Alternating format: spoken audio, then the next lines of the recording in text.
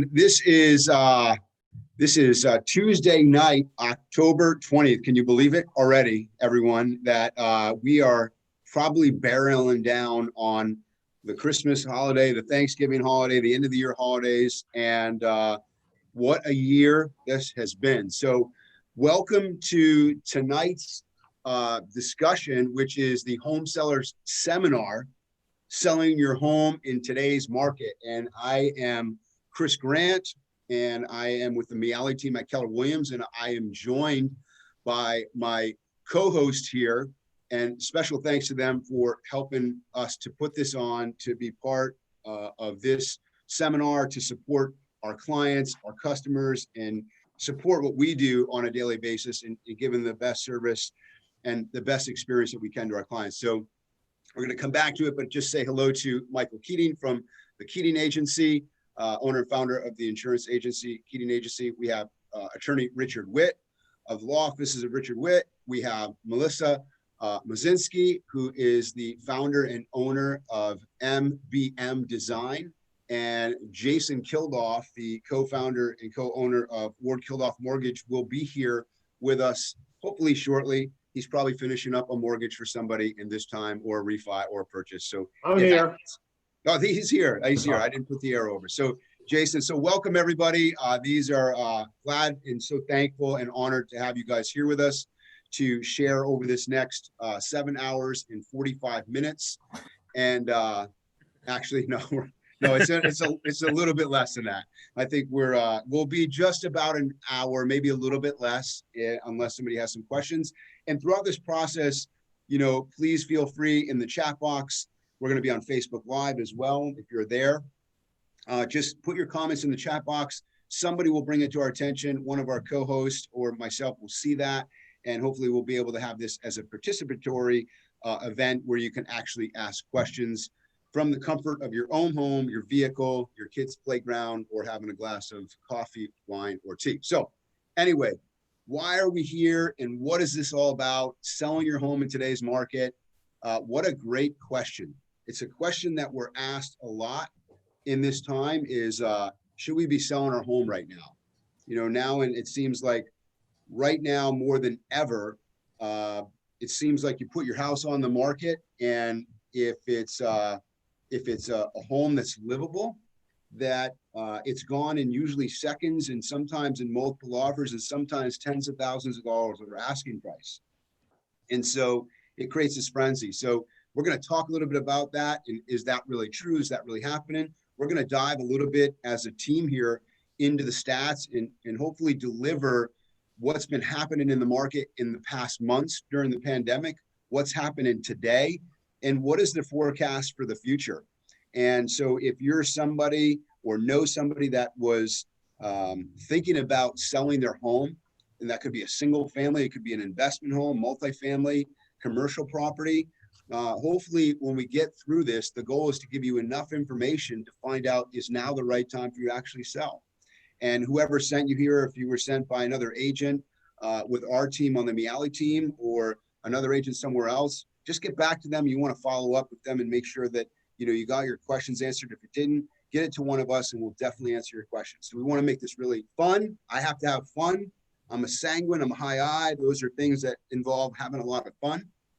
And so I want to make sure that we go through this and it's not just your same old boring stuff, right? So all that being said, let's kick this off and let's just talk a little bit before we get started. I'm gonna bring this right through the panel, if that's okay. Michael, I know we're gonna kind of do our intros, but just real quick, name, where you're from, company, and how long you've been involved in the insurance business. Okay, Mike Keating started in the agency in 1981. My dad and mom started it back in 1969. Live in West Hartford, came here in second grade, so not an official townie, but darn close. Nice. Well, thank you for being here, and I'm sure that you're going to have some really great value adds here today. So thank you for being here. All right, attorney Richard Witt, or Esquire Witt, what do they call attorneys these days? Just call me Rich. Rich, there we go. I love it.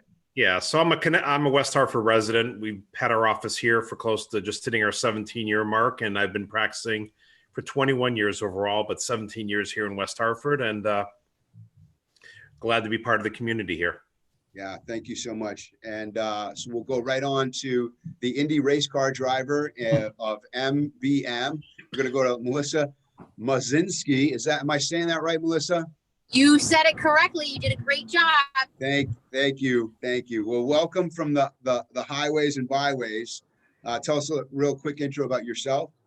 Yes, so I am Melissa Muszynski. I'm the owner of MBM Design. We're a full-service interior design and home staging firm in Wethersfield.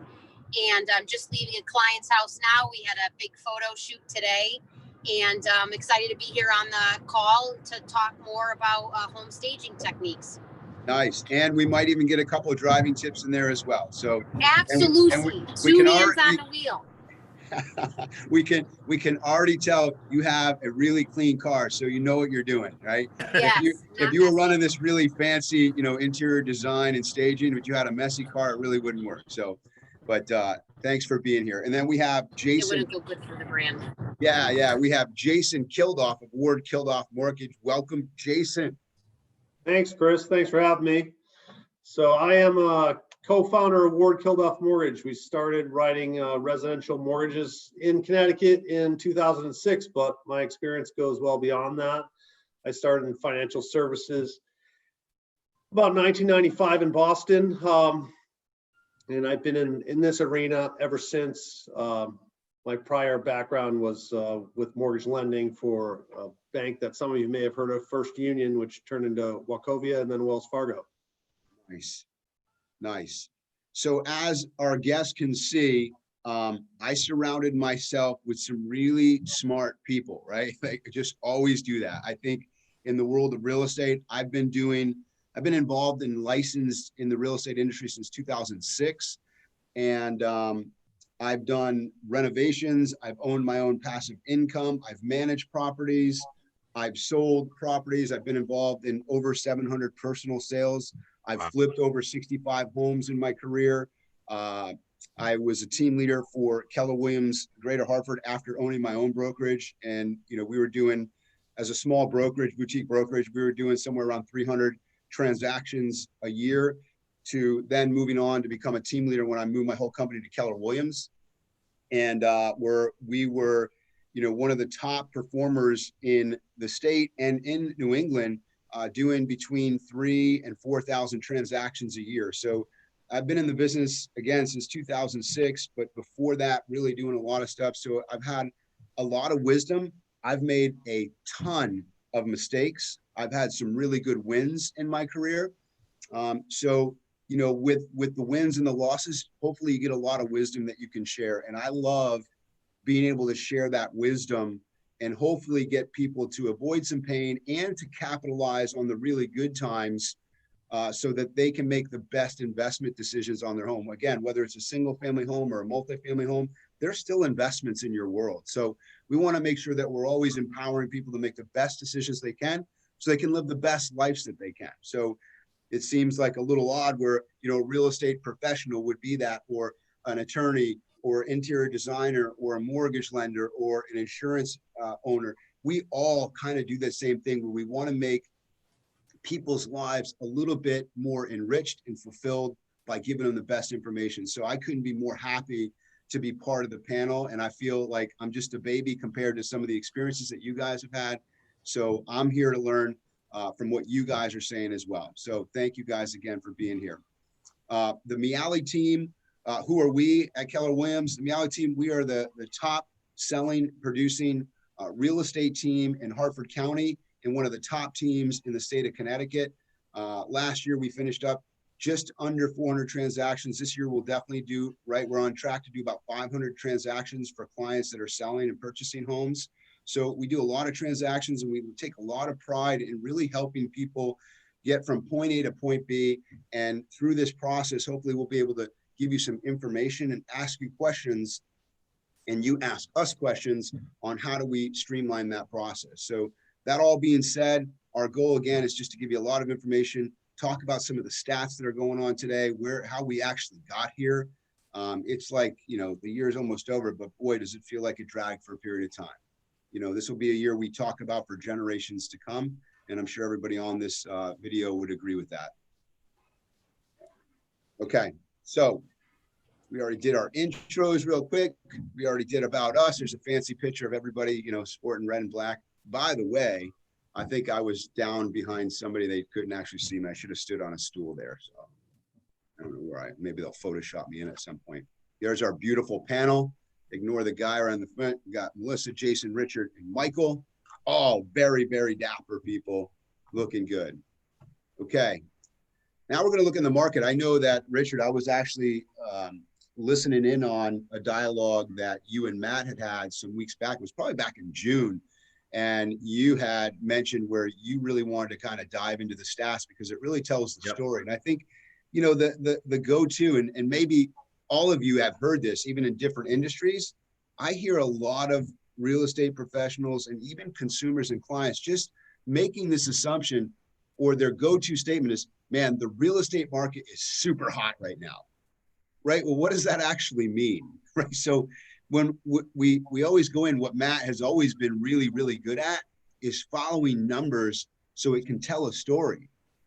And, Richard, I'm going to throw this at you. What would be the value to our clients in showing them statistics and the numbers? What's the value in that? It's critical because, I remember that conversation, and Matt had predicted at some point in October, we were going to start plateauing. And this week was a perfect example. Over the weekend, I had a client in Simsbury, not listing to a professional top agent, priced properly. Within 24 hours, got 2 offers over ask. And instead of taking the offer over ask that had no appraisal contingency and it was cash, countered and asked for an additional 10 over the over ask price and lost both buyers. They both walked because they countered on both cash transactions. They're now, luckily, they got a third offer. It is financing. It does have an appraisal contingency. It is over ask, but there's a lot more variables. And as we know, with the appraisal contingency in there and the inspection contingency, it's a lot different than an all cash over ask offer. Again, it's somebody who was not listening to myself, not listening to the realtor, especially the realtor, tried to tell them that things are leveling. And these are the numbers that Matt was talking about where, there's going to be a peak and then there's going to be a slow, plateau, and it's still going to be a great market. But again, it's an overconfident. I'm running into a lot of overconfident sellers who are turning away good buyers. Even if they're FHA, they're turning them away, even though they 800 credit scores. So I'm just seeing that. And even, the stats are starting to show up of what Matt had showed us a couple months ago. Yeah, it's a valid point. I mean, we just made an offer for a buyer of ours on a lake house in Hebron, and, it was listed at $850. And within, 2.5 days, there was 3 offers on it. And my client, we went in with a really strong offer and we still lost. So it went really close to list. Even at $850, those things are moving. But you're absolutely right. And we're going to see that here in a minute, is that the market is cooling. It doesn't stay good for a long time. When it goes up has to come down. We saw that back in, 2007 and 8. Like it just, Jason could probably attest to that. I know he's doing a loan right now, but he could probably attest to back in 2007, if you had a dog that had a heartbeat, it could get a loan, right?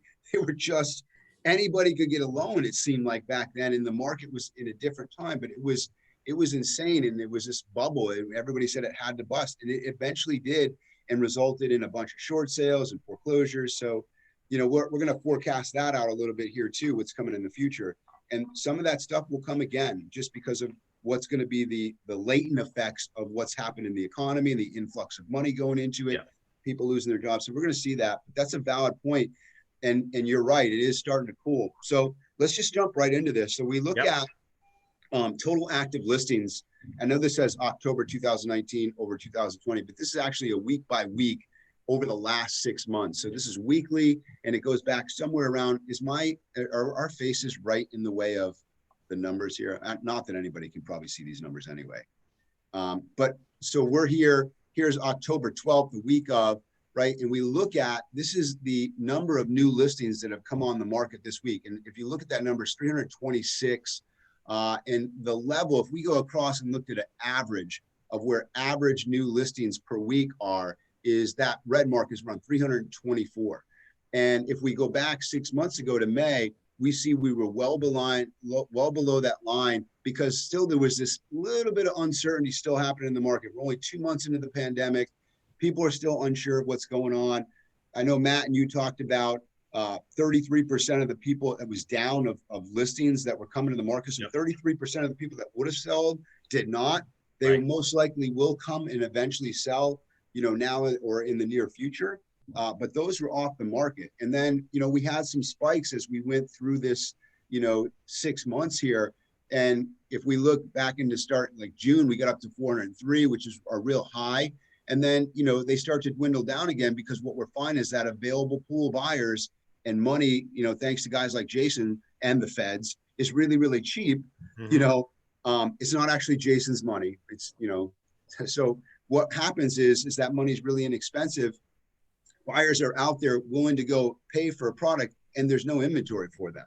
And so that's what we've seen is this up and down the swing. And sometimes we get weeks where, we don't have any more than that average that are coming on. And if we look at it as we start to pan out, just now we're seeing a kind of leveling of the new listings that are coming on weekly. And this is by Hartford County, single family and condos.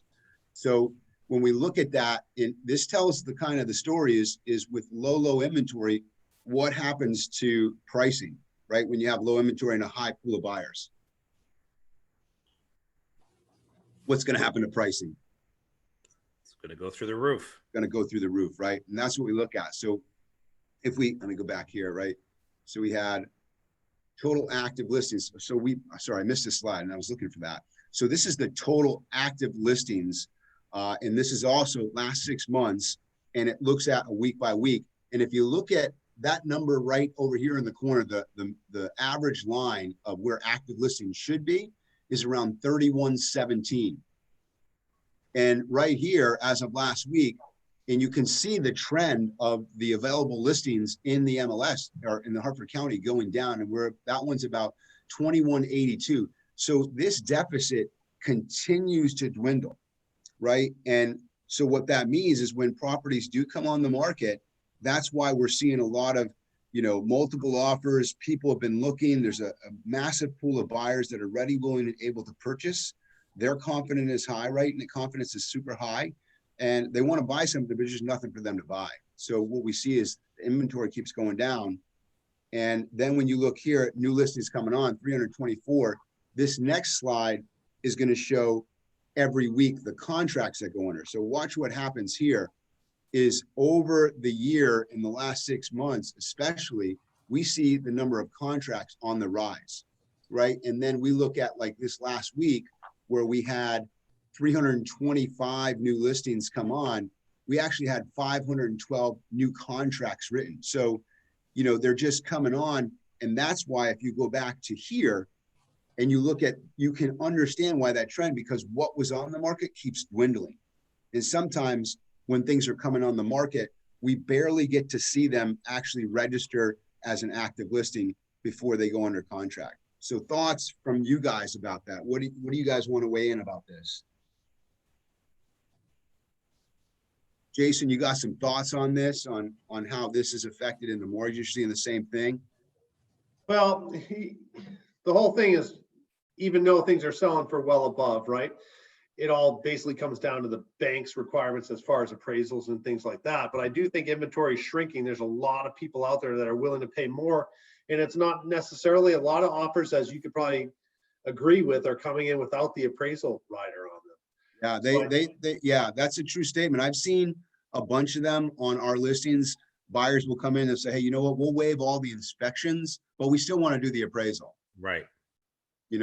And they should, because we tell them that that's where they're most protected. At least it puts our sellers back into a position where they're able to negotiate, right? They've gotten the contract accepted, the appraisal comes back, but in like the case of, multiple offers on them, if they're really strong offers and the appraisal doesn't come in, the seller could go back and say, well, let's go see if the other, seller would be willing to pay more.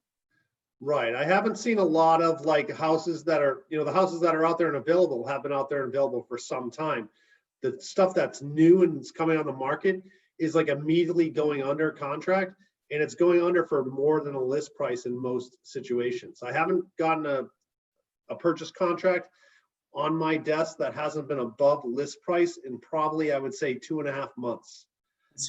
Is that the first time that something so significant has happened in your career like that? I've never seen it like this. And I've been doing this 20 years. I've never seen it.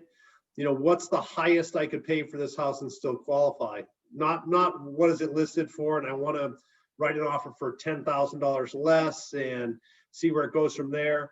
These people are calling and they're saying, okay, do I qualify for this house? Yes. Okay. How much can I pay for it and still get the mortgage? Sure. Makes sense. So it's really, yeah, I've never seen it like this, especially in Connecticut, which is good. We had a lot of ground to kind of make up. I feel. Yeah, and typically what we see in a normal market is about 168,000 sides of transactions a year in the state of Connecticut. So, you know, we haven't seen a dip in that as of yet. That's been pretty consistent over the last few years. So Connecticut's still strong, I believe, in its real estate market. People are still looking to get in here. You know, even some of the out-of-state buyers, I hear a lot of that. Like, you know, people are like, well, we're just going to get a whole bunch of New York people or residents that are going to come and move into, you know, Connecticut just because, you know, they can work remotely now and they want a yard instead of, you know, just having a shared bathroom in one room for $800,000. They could get actually a house in a yard and work remotely. So we do see some of that migration, but I think in what I've seen just watching the market is most of that migration, even say from like the New York, has been into the Fairfield County, it's been into the Stratfords. It's been so they can work remotely, but they still have pretty easy access into the city if they needed to. So we're not really seeing that into the Hartford County as much. We've seen some. I know Matt's gotten some calls from people in New York actually having him look for some houses here. So, okay. So Chris, one thing I'm seeing just as a attorney in the area is a lot of, you know, we're talking about plateauing. And I think part of the reason for the plateau is clients are actually telling me they were thinking of selling. They're younger couples, you know, 30s, 40s, 50s, and they were going to move up. But because of rates are being so low, they're refinancing and lowering their debt with somebody like Jason. And then they're just doing an improvement to their home and staying where they're at. So thus preventing that house from going 5 more homes going on the market in West Hartford. And then we're talking of why things are plateauing because there's not enough homes on the market. But they're staying there and lowering their costs. They're going from a 5% interest rate to a 2.5% to 3% on a 15 or 30, and then taking that savings and building a small addition and making it, you know, the house they want to be. But thus it never gets on the market, and thus we have a low inventory. Yeah, that's another great point. You know, when you think about that, I think that's one of the things too is the advocacy that in our professions, and what we do is given the best advice for the client. And sometimes, like we talk about selling in today's market, I know my ex-wife, she used to watch that Love It or List It, right? And so at some points, it could make sense for people that, like you're saying, could lower their interest rate. That's a prime example. Take that additional money, do improvements to their house, and may not need to sell. So it does two things, right? It advocates for our clients, but also for those people that are actually in need or in search of homes, it's still that deficit. But I think we can see pretty clearly from these numbers that we're starting to cool, except for, you know, we've never seen this where we've been this low. And again, I think we could go back 2 years, 3 years and not see the inventory as low as this, where it is right now. So, and I think it's, you know, it's a couple things too, where, you know, we've had the pandemic that's been going on, still super sensitive to that. Is there an end to that in sight? We just don't know. There's a lot of unknowns in that. We have, you know, an election year now, and, you know, the confidence in that. I actually saw a real estate sign. I thought it was brilliant. It didn't have anybody's name. It says a qualified adult for 2020. That's who they were voting for. I thought it was brilliant. Like, it wasn't a slander on anybody. It was just a qualified adult. So, you know, we look at, you know, can real estate be impacted in times of election years? It can be. Same things are going to kind of move on.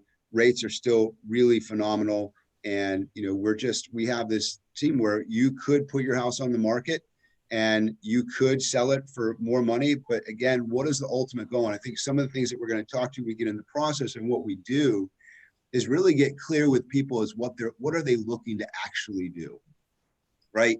Are they looking, you know, are they growing a family? Have they had some kind of life event? Did they get married and they were living in a condo? Now they want their first home. Are they a family that's had, now they've gone from 2 and then they just had quadruple kids and now they got 6 all of a sudden. So they need a bigger home, right? So there's some kind of life event that usually triggers that. So we want to make sure that we get really clear on why it is that somebody's looking to sell and go through a process, which we'll talk about here in a few minutes, on how we get through that process. How do we derive in the different stages of selling your home in today's market? So let's go to there. Any other comments from, Michael, you got anything you want to weigh in, or Melissa? I guess from the selling side, we would just say, one of the mistakes clients make is they sometimes say to cancel the policy when it goes under contract, not upon the official closing. So just to basically just make the person aware that, don't cancel until the house is officially closed. Yeah, that's a great point, Michael. And I think when we come back and we really dive into some of the insurance stuff, but that's a massive valid point that we're going to dive into a little bit more, and some of the pitfalls that people, when they're selling, it could really, make, and how we would avoid those. And again, some of that's wisdom stuff that we learned. So, when we talk about selling a home, it really falls into kind of 3 big bucket categories that we're going to talk to. We're not going to spend a ton of time on this. Again, if you have questions that are, more in depth, we want to keep this. I know a lot of times we can only keep the attention span, especially virtually. So we want to make sure that if you have some questions in any of these areas, that you're going to talk to the agent that connected you here, or again, all of our information is going to be at the end. You can throw something in the chat bar and we're going to answer those questions. So in the 3 areas that we really look at, step 1 is really our pre-listing. And that's where we're going to be having an initial meeting. We're going to go through the home. We're going to talk about things like staging. We're going to bring Melissa in here to kind of talk about that in a minute. We're going to discuss the comparables and the market absorption rate, market value. Market value, by the way, and what I learned a long time ago is market value is what the available buyer pool is willing to pay for your home. So there's list price, which people talk about what you want to list your house at. We just want to really get to where is the market price of your home? What is it going to sell for? And we do that again through looking at the stats. We look at, what's sold, what's actively on the market, what's going under deposit, how quickly, things like that. And we're going to discuss those comparables. We're going to look at those numbers together so that we're not fictitiously making up values. We're going to come to that conclusion together and find out where your home is worth, and is it the right time for you to sell? And then we're going to prepare your home for sale. And there's some different things that we do around that, which also includes the staging with Melissa, our photography, marketing, and our team, our marketing team. We're going to prepare some of those things with our lenders. If you're moving on to buy another house, we're going to get you all set up with mortgages and things like that. So that really goes into the next buckets. We go active listing the houses. We got to get this online, get the most amount of eyeballs on it. There's really 3 things that we want to do when we list a home is how do we expose it to as many people as possible when it's finally listed? Continuous online market. I know Stephen on our team talked a little bit about today. A couple of years ago, 33% of the people that were home buying were actually looking for their homes online. Today, that number is at 55%. So we want to make sure that we're everywhere we can be online when we're marketing somebody's home. And then once we get as many eyeballs on it, we want to get as safely as we can, because we're still very respectful of what's happening with the pandemic and people, being concerned about their health, is we want to safely begin the showings in that process, whether they're virtual showings, virtual open houses, and safe showings.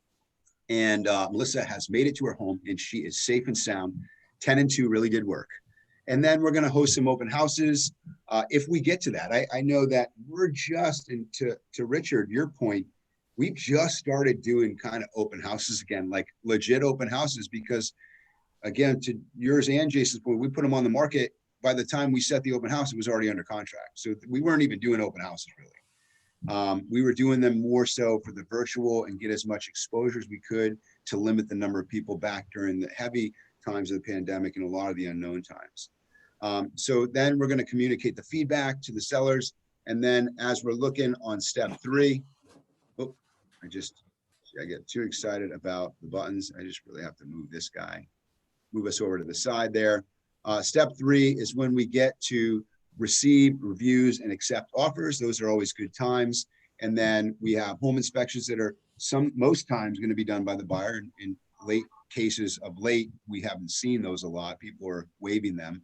And then obviously making sure that Jason or whoever the buyer is using are making sure that their schedules, their mortgage contingencies, their appraisal contingencies, that those are all on time. And then the happy day is close. The fun part in all of this, though, is like, even though it's exciting, you get your house under contract, you're going to move and step up maybe to something better or step down to something more comfortable. There's always that, now I got to go move, right? So those are things that we can offer suggestions to as well, whether they be moving companies or, two guys in a truck, whatever somebody would need, we can also help. So anything in the process of selling your home, we're going to be able to help. So what I want to do now is I'm going to kind of talk about, I'm going to first go to the price, and then we're going to get into with Melissa to talk about the presentation. So when we look at pricing, right, there's certain things that we can see in a market, in a particular market, especially like in a Hartford County where there's lots of highly populated areas, lots of houses. We can look at statistics to make sure that we get up-to-date market data, such as what are the recent closed prices of similar size homes, similar neighborhoods, similar conditions. We can look at the things that have gone under contract, and then we can look at what's active, what's your competition today. And like we talked about today, in a market where there's not a lot of inventory, you come on the market, there's not a lot of competition for you. So you get to kind of shine. In a market where there's a lot more inventory, we got to make sure that we're very strategic on price so that you win in selling your home and don't help your neighbors sell their home. All right. And then combined with the in-depth marketing and knowledge, like it says here, we have methods to make sure that we price it correctly, because one of the things that we don't want to do is have, and hopefully that everybody would agree here, is we want to market your property and list it so we can sell it, not so that it will sit there. Rather sell than sit, right? Because when it sits there for a long period of time, people start to wonder what's wrong with it, and it doesn't do any favors. So if we overprice a home, it just doesn't do any favors. And in my opinion, it's not doing the best service for our clients. All right.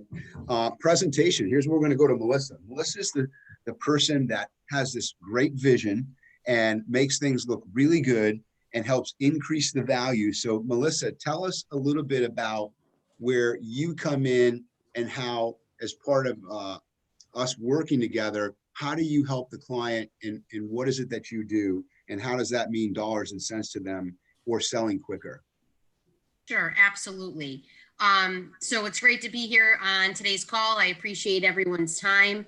And I work on a weekly basis with Miale team clients across the state in scheduling and delivering staging consultations to them. And a staging consultation means I go in with a scheduled time, whatever works best for the client. I go in and I go over ways through education process of ways that we're going to declutter and depersonalize and really bring a seller's home to the best possible picture that it can be, so that it can really appeal to a lot of buyers. And that includes, we go room by room. We may take out some furniture in one and place it in another. We may take a lot of artwork down that's very specific to someone's taste and put up really neutral color pieces. And I tell a lot of my clients that the goal is really to get your home to look like an Airbnb listing, meaning the house you can walk in, it's fully furnished, but no one knows who was there the week prior. But they just know it's neutral colored, it's move-in ready, and it's got enough space to have a good time. And it's really important to look at your garage and someone's basement and your closets. There's a lot of times where I'll go in and I know, like my basement and garage has a ton of stuff, but how we live is very different from how we are staging our home. So we need to go in there and really cut back by about 50%. Because we want to be able to show buyers that you have plenty of storage in your home. And if a buyer comes in and sees that it's chock full, there's some of us obviously that can say, okay, we know this is going to be cleared out. But some buyers have a really hard time with that. And it's a deterrent for them for wanting to continue to look around your house more. So we go over, again, how we're going to stage each room, but we also go over ways that we can maybe update a paint color, or have your floors refinished, or are there some appliances or really quick refreshes that aren't going to cost a lot of money that we can make strategically to be able to list your house for a higher value. I work with some clients who will say to me, Melissa, I have X amount, say $10,000. I want to refresh, a kitchen and a bathroom. What can we do with that money to be able to get our house listed higher than we would if we didn't do that? So, two of the things you said that, is super, super important. I tell people, look, one of the benefits of working with us is, when you list your home with us, the first thing that we're going to do is we're going to set you up with a staging consult. And initially they think, oh my God, I can't afford that. Right. And we just talk about the consultation. And one of the things I just said to a client yesterday was, look, she's going to give you an amazing list and you can do some of it, all of it, or none of it. You choose, and you choose your budget. And so like one that I went into last week, they had like deer head, they had boars, like it was all over the place. I'm like, you might freak some people out here. Like, I'm not against you hunting, dude, but like, you got to get that. I'm not a stager, but you need to get that down because you're going to scare people. No, that's true. I mean, there's been in homes, I've been in homes before where they have, literally legit stuffed animals on the wall. And they're not like the stuffed animals that our kids sleep with at night. And I've been in some homes that have a lot of like witchcraft and on all of that. And listen, you do your thing. I'm all for that. That is a deterrent for some buyers. That will freak them out. I mean, I took some of the books down and I started reading like while we were after. I was like, what spell can I use for my husband to fix things around the house? It didn't work, but some buyers really are into it. So we got to take that. And personal pictures too. I think a lot of that when we talk about depersonalizing the house and getting stuff, I think the issue, and maybe you could lend some credibility to this, is that I always tell them, if you've committed to move, you're going to get rid of stuff anyway, because people want to see themselves in their house. Like you said, they want to walk in Airbnb. I used to go sleep at La Quinta hotels and like, I would want to move into that place. So I'm like, man, I love the design of it. I think I just want to move into the hotel and live in La Quinta. Right. Sure. Because what you just said, I felt that when I could now see myself in another space where if it's loaded with all your personal stuff and people are looking at pictures of the people, I just, It just absolutely. It has to come down. And sellers will say to me, but we don't understand. We live in the home right now and we're going to take those photos down before we leave. And it's really what energy the photos give off, right? Because the buyers coming in are looking at those photos and they're, creating a feeling of what they're looking at. And they shouldn't even be having a feeling. They should be having a feeling of, I can really see myself living in this house. I love the size of the kitchen. It's just, it's a distraction from trying to sell your home. Yeah. And you actually just helped me with a client in Hebron who sold their house. And I walked into her house and I was like, oh my God, it's amazing. It's show ready. And I still said, we're going to send you out on the console. And you gave her some really good information that just did some little tiny tweaks. And they were little adjustments. But when I walked back in the house, even those little adjustments, I could feel them even as a real estate professional and didn't really know until I looked and I'm like, what's different? And she, oh yeah, Melissa told us to move this and put that. And I was like, that's brilliant. So it's just that I think you're adept to the little tiny details that will capture somebody's eye. And again, yes, when somebody feels more comfortable and they've emotionally attached to a home, they see themselves there, and that's what we want. We want to get people emotionally attached to people's houses. I agree. And I really put myself in a position of the most critical walking into that house, because if we can address all of or majority of all of their concerns, we're going to get out of the park. And you had mentioned before with staging, like you have to get ready to start packing up anyways. I look at staging as not another task of the home selling process or packing up, but just the first, you're going to have to do it anyways. So look at it as, okay, not only am I staging my house, but I'm going through my closets and I'm actually purging things I'm not going to take with me. So they're really doing two things at once. Yeah. Yeah. And a lot of times too, when they clean it up, maybe to Richard's point, they see their house and it's clean, and then they see the photos, they want to buy their own house back. I've tried to do that a couple of times with people, is get them to buy their own house back. It's never worked yet. So But thank you, Melissa. Is there anything, I know, listening back on some of the previous ones, we talk about right now and it being holiday times, is there something that you could give people as a tip? What would dress up the outside of their house for fall? Like, what would you recommend to keep that warm feeling coming into the fall months? We're sad because we're getting rid of summer and, I know. yeah. So what are some things that, is it scents of candles? Is it a pumpkin on your front? What is it today? What's something that could spruce up the curb appeal? Sure. Well, when on all the stagings that I go out to, I always ask them, if I don't see it already, to put on a new welcome mat on your front door, to hang a seasonal wreath, and to also put some type of a flower arrangement out. So right now, mums and pumpkins and a fall wreath and a welcome mat are all that you need.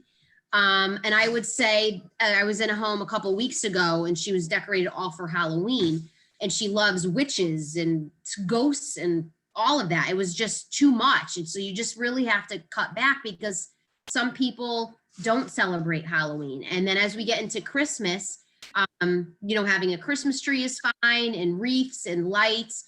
But when we start bringing in, other pieces that are, related in religion, we should probably refrain from that a little bit. Sure. Well, thank you so much for that. And, super, super powerful. I know you've worked with many of my seller clients and they've always been super, super happy. So thank you for that. And I know probably everybody on our team could attest to that.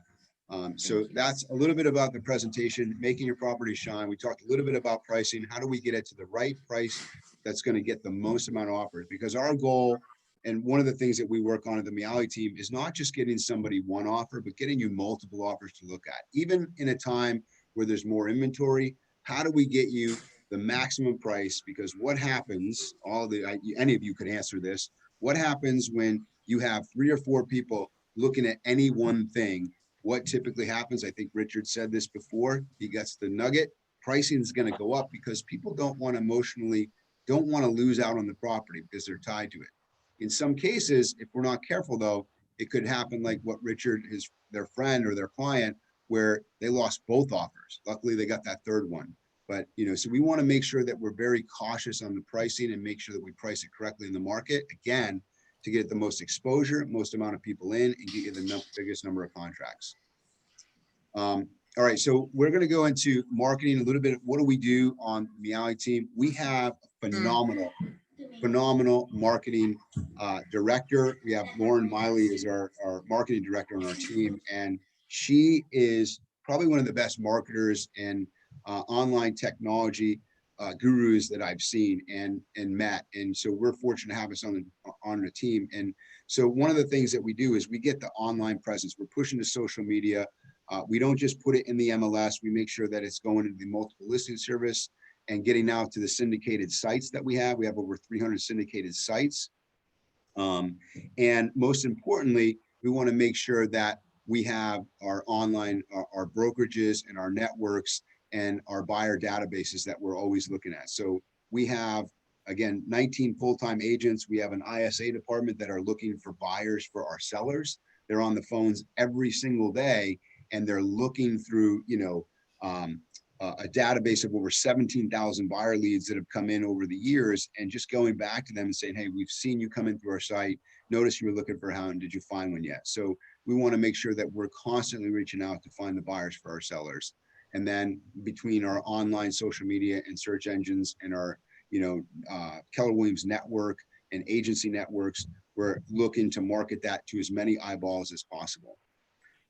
As we move on and we get to marketing and we have showings on our properties, we want to make sure that we get our showing feedback. That's going to automatically be pushed to our clients so that you are knowing what people that go through your house, what are they saying about your price? What are they saying about condition? So we're going to look to get as much feedback as we can to make sure that we're still moving the process forward and get your house so we get it sold. One of the other things that we look at is our marketing feedback. So on a weekly basis, our team is going to send you out how many showings did you have? What was that feedback? Where were they looking at it on Realtor.com or Zillow or our website? So you're going to get to see that weekly report on where are the actually eyeballs coming from when they're looking at it online. And then our market updates, we want to make sure that we're keeping you up to date. As we've seen, like if we go back to the beginning of this presentation and look at our slides, we want every week, we are looking at the data to make sure that we are ahead of the curve for our clients when they're selling their home. You do not want to sit idle and miss something that's happening where pricing is starting to go down or inventory is maybe starting to creak up. Average sales prices are going up. I see Richard shaking his head. We want to make sure that we're ahead of that, right? And what's the advantage is that when we're paying attention to that, we let our clients know so that they're not lagging and then missing an opportunity to sell. And we, somehow accidentally they sold their neighbor's home, right? And as we kind of go through these sections of price, presentation, marketing, communication, I really want to bring in, before we wrap up here, I want to talk about, number one, the value of getting an attorney. How early on, Richard, should somebody that's selling their home, once we've gone under contract, or is it before that? How soon would you recommend that a seller contact an attorney like yourself? Generally, I mean, if a client wants to do an attorney review, we get involved right away. My policy is with the Miale team and all my clients is the day that morning I just got one from Bennett this afternoon. We got it. We immediately shot out to everybody involved. Jason was included on that email this afternoon. We send out an intro email to the client that includes all the agents, the paralegal team, the lender involved. Everybody's there from day one. Sort of an intro with all the contact numbers. So basically we get involved from the day we get that contract. So that buyer knows, or that seller knows that we're there with the entire team. So we can all reply to all, we can all back each other up, and we can all, but literally from day one, we get involved to the day of the closing and even afterwards. Yeah, I love that. What are some of the pitfalls that you see in as a real estate attorney and dealing with real estate transactions on a seller side? What are some of the pitfalls that sellers could avoid early on in the contract? Is it getting more of a deposit from somebody to keep them from walking away? I think it's getting a nice deposit on the sales side to keep that person on the hook. We've got a lot of fickle buyers out there who know that literally they're qualified for a certain dollar amount because rates are low, so they've got a lot to spend. I've seen people jump from 1 to 2 to 3 homes because the listing agent only asked them to put a $500 deposit or $1,000, and they just walk away. And I had one buyer who went to finally closed on the 3rd contract, and they didn't even care that they lost the 2. One was a $500 deposit, one was $1,000. So there wasn't enough to keep those people in that contract. And then again, getting that home, it goes back to what Melissa said is I tell everyone from the very beginning on the sales side is get your home ready, have it in best condition for that appraisal, clean it up, get it ready for the inspection, best foot forward for the appraisal. I can't stress enough what Melissa does. And first impressions are lasting impressions. Old statement, but it's beyond true. I can't stress it enough. And yeah. I know on the buy side, when they see a cluttered home, they'll call their agent and they'll tell my client, they'll ask my agent, hey, if it's so cluttered, are they hiding something? Whereas if you have a clean home that, the way Melissa stages it, there's nothing to be, everything's out there. It's clean, it's available, and doubt is out of their head. So, I think it just makes it 10 times easier if the seller does get everything ready for the potential buyer or the appraiser or the inspector. And by listening to what the listing agent tells you and what Melissa tells you, you're 90% of the way there. Sure. I love that. Great insight. I appreciate that, Richard. So Jason, why would a lender be on a seller seminar? Like this is always right. And I know there's a valid reason, but why don't you explain why that is? Why are you here? And why would a seller really care about having a mortgage guy on a seller seminar? Yeah, sure. I mean, I can understand where that question arises from, right? But like as in anything like we do, we want to go into it fully educated, right? But reach out to a lender early. I can help you and determine, I can tell you what the bank would approve you up to, what the maximum is, but then we can kind of talk about your budget. We can look realistically like on the numbers on your sale. Okay, well, how much money may or you may not have available for down payment on a new home? And what kind of price range can you look at to fit in your budget in the upcoming house? The last thing you want to do is sell your house and then just say, well, I don't know, am I looking for a $200,000 house or am I looking for $1 million house? I don't that's know. absolutely right. Right? Yeah. So it kind of gives you an opportunity to get out there in front of the market, take a look at some different price points and figure out like what's going to meet your family's needs as far as price point on your next purchase. Yeah. Right? I So love getting that. pre-qualified. And I mean, that's honestly why we want to get involved early. Second thing, right? I mean, as scary as it is, there are things that pop up on people's credit that they don't know about, right? And that can have cost you thousands of dollars in the mortgage process. So if we have a little bit more time to help navigate, maybe correct that issue, maybe somebody reported you 30 days late and you weren't, maybe there was a collection item that you didn't know about, maybe something, and it's going to end up costing you, I don't know, 0.5% in interest rate or $5,000. If we have an extra 3 weeks or 30 days to help you kind of look into that and fix it, all the better, right? We're going to get you in a better situation. You're going to be better prepared. So it all comes down to preparedness. Yeah, I love that. Better to be prepared for an opportunity. And you answered the question, even though I knew I wanted to say it, but I wanted you to say it. You know, I think a lot of times we're getting clear on where are the people going? Are they downsizing to something more comfortable, or are they moving up? Typically, what we see is that we're working with people that are doing they're doing both. They're selling and buying. So we want to make sure that ahead of time, they've already talked to you. Part of that strategy or that process is to avoid pitfalls, to know that they're going to go get a mortgage on the other side. They're talking to a guy like you who does thousands of mortgages a year and has worked with us and has been a staple for our clients. You know, both you and Richard have been really instrumental in helping our clients in the past to make sure that they don't avoid costly mistakes. So thanks, Jason, for all you do. And then one of the other things that I want to do is just talk about, I know Michael Keating in the insurance, same thing. We talk about, you know, what is that, the purpose of the insurance, you know, being here on a seller seminar. Number one, you know, what you mentioned something earlier, Michael, that was people said, okay, we're closing next week. I'm going to call to cancel my insurance, or it's closing tomorrow. I want to make sure I get my insurance canceled for tomorrow. What happens if the funds don't go and something happens and now all of a sudden you're not protected because you canceled your insurance? Talk a little bit about that, Mike. Yeah, a couple of things, as Richard said too, getting your insurance agent involved in the process when you're going to sell the house allows us to document the journey. A lot of clients don't realize there's a 30-day vacancy clause in contracts.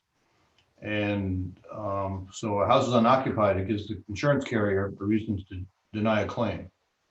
Okay, so closings do get pushed out. So what we would do is have the conversation. If we have enough time on it, we can call an underwriter and say they rescheduled the closing 5 days later. Most companies will extend the vacancy period for us. If the closing just falls apart, let's say they found a mold issue or something inside the house and it's going to take several months to rectify, we have to find a different type of coverage. But yeah, communication is the key thing, and the vacancy clause. Or the other thing too is people go to sell it and it falls through, they move out and then they rent it, and they never communicate that to us. Yeah. So it's basically just have a dialogue, keep all the professionals in the loop.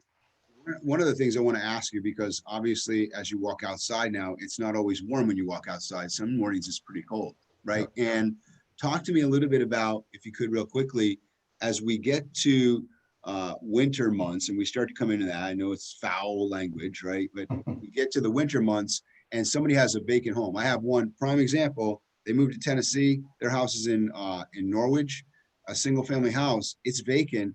What do they need? What does a seller that's in that situation need to do differently on their insurance? Okay, so your normal homeowner's policy, we call it standard homeowner's policy, would be replaced by a dwelling fire policy, which has a vacancy clause provision in it. So basically it says it provides coverage. It basically waives the exclusion. Good example, you mentioned frozen pipes. You don't want to have the insurance carrier be the one to tell you or to determine, oh, paragraph 4, the exclusion, negligence, you didn't maintain the heat, you didn't maintain the oil. Common thing we see is somebody leaves the water running or opens a window. One of our biggest water claims was from a frozen pipe in a bathroom because somebody opened the window up and did not shut it. So the bathroom got basically, ice cold, no pun intended. Insurance carrier came in and looked for the exclusion, and it was a $70,000, whoops. Yeah, that's not good. You know, I thought a couple others that I saw is, you know, agents that would go in, show a property, go to shut off the basement light, didn't shut off the basement light, shut off the boiler, right? And, you know, now they're trying to figure out who did that, and, you know, now the furnace is not on, and make sure that we're having them talk to their insurance agent, like, you know, having them talk to you ahead of time, getting them involved early. One last quick point on vacant policies. There's different products out there, different markets, different carriers. A few of the companies allow you to pay monthly, and there's a pro rata cancellation. Other contracts, there's a minimum of a 3 months earned premium. So if you're pretty confident your policy, your house will sell within, say, 3 months, you know, 3-month policy may not be a bad way to follow. Because in the wintertime, we suggest 6-month minimums, because depending upon the market conditions, you don't want to be looking for a replacement policy. It's not a conditional, it's not an automatic renewal. Let's put it that way. Yeah, that's You great. get off a price and get into convenience. That's great advice. Yeah. So really, really good stuff. Again, I know we're coming down to the end here. Has anybody seen any comments? Because I think I shut that thing off. I think I shut comments off. So if anybody's seen them and you see any questions there, again, there's Melissa, Stage to Sell, founder of MBM, interior designer and stager, going to make everything look beautiful. I'm wishing she could just move from houses to people, and maybe she could do something here. I don't know. Get rid of 50%, right? And we got Jason again. Thank you, Jason, partner CEO of Kilduff Mortgages. Again, the theme has been get your professionals involved early. And I think one of the things that we've done with partnering with a lot of these great professionals, they've got years and years of wisdom and experience, and they're going to help you avoid and maximize, you know, on the sale of your house. Again, thank you to Attorney Richard Witt, and to Michael Keating. All of their information, I think we went through. I asked a lot of these questions. Do you really need a realtor to sell my home? That's always yes. You get more money. It's NAR, National Association of Realtors, statistically shows that home sellers net more money listing with a professional than if they did it on their own. So that's the answer, yes. How do you figure out the value of my home? We talked about that. Does assessed value have anything to do with the market? Really quickly? Not always. Sometimes you're getting taxed to the hill because something was wrong with, you know, the assessed value, and the market might be stronger or weaker in a certain time. It's not always there. Sometimes we see that the assessed value might have an effect on the appraisal, which the appraisal at that time in the market equals the market value. Marketing strategies on the home, we talked about that. How do we handle multiple offers? Those are a good thing. I think you've got to handle them very carefully. And we've seen some examples like Richard, what you gave is, if you don't handle that correctly, you know, you could end up with no offers. And I know Matt always talks to us about on the team is make sure that you negotiate one offer successfully at a time, right? And then come back and work on the other one. So you don't want to be where you think you just got it in the bag. Hey, I got lots of offers. We want to be very, very sensitive to that. So it's always a happy day we have multiple offers, but there is a way that we handle them, and it's just one at a time, is Matt's his theory. All right, why do we need a staging consultation? I think we talked about that at a high level. Should I price my home high so I have wiggle room in negotiations? You can price it high if you want it to sit there, or you can price it at the market value and get multiple offers. In almost any market, I'd say if you price it at or below market value and there's a strong pool of buyers, you'll always do well. How long does an average home take to sell in today's market? 2.7 seconds, I think, is the average now on homes. It's actually a couple of days, but if we look at the state average, in most of the times we're looking at, it's still about 30 days, because there's this division between homes that go on the market that are priced correctly to the market and they go like lightning. And then there's some other people that go and they say, should I overprice my home and wait for wiggle room? Those are actually still sitting there. So those are some of the 2137 active listings that are still there that have priced their home so high that nobody wants to look at it, right? And I think that because of lack of inventory, you're going to get some of that wiggle where some people will, but average in Connecticut is still about 25 to 30 days in the state of Connecticut. All right, so again, we have here's where you find us. On all of you guys, I think that you'll find us on Facebook, LinkedIn, Instagram, and Twitter. And thank you guys so much. You guys have any parting words before we get out of here? Again, I want to thank you so much for your time and everybody that's joined us. I can't see that, but I'm sure we have on Facebook and all these other platforms. Chris, thanks for having us. Yeah, any parting words from you guys? Just one last thought on updating your mailing address, because when you cancel your policy, you get a refund check. Also, if the house does become vacant, any legal notice from an insurance carrier gets sent by US mail. So even though the consumer thinks I'm doing e-docs, I can see all my stuff online, the law in Connecticut requires a legal written notice sent by US mail to the address. So you want to get the mail to where you live.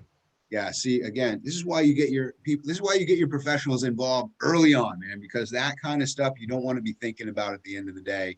When it's supposed to be a happy time and moving on and you miss the little details, we're going to ensure that you don't do that. So again, here's everybody's information. Hopefully everybody's in there right. You guys scan real quick, make sure your numbers are right. We'll let people look at that for a few seconds here. And again, thank you so much for your time and thank everybody for joining us. This is a recorded seminar, so we'll be able to go back and refer to that. So again, thank you guys so much for your time. I appreciate you guys. All right, thank you, guys. Thanks, Chris. Thanks a lot, Chris. Thank Have a you, good day, Chris. guys. Take care. Thanks. See you.